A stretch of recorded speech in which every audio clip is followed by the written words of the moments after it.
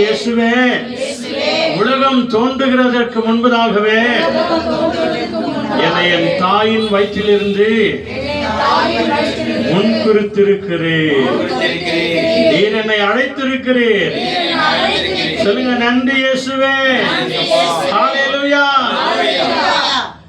தமக்கு முன்பதாக அன்பிலே பரிசுத்தம் உள்ளவர்களாய் இருக்கும்படிக்கு, குற்றமற்றவர்களாய் நாம் இருக்கும்படிக்கு, உலகம் தோன்றுகிறதற்கு முன்பே கிறிஸ்து இயேசுவுக்குள்ளே நம்மை எல்லாரையும் தெரிந்து கொண்டபடியே இதுவரைக்கும் நடத்தி கொண்டு வருகிறார்.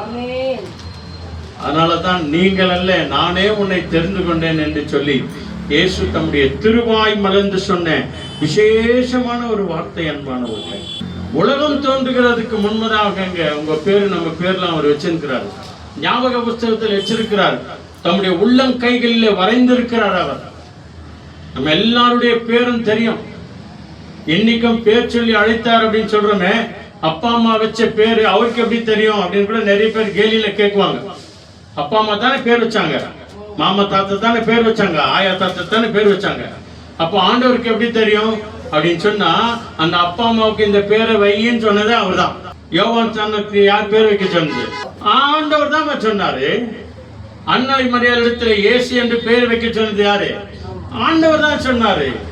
இயேசு என்று பெயரிடுவாயாக, யோவான் ஸ்நானகன் என்று பெயரிடுவாயாக. அது வரைக்கும் சகரியாவே உன் வாய் திறக்க கூடாது. ஆண்டவர் பாருங்க, நம்மை உருவாக்கின அந்த உருவத்தை இங்கே காண்பிக்கிறார். எப்போது பார்த்தாராம்? அதான் நம்ம கூட பாடுறோம் இல்லையா நிறைய முறை. தாய் உருவாக்கும் முன்னே ஆண்டவரே என் கருவை கண்டீர் ஐயா, என் பெயர் உருவாக்கும் முன்னே என்னை பேர் சொல்லி அழைத்தீர் ஐயா.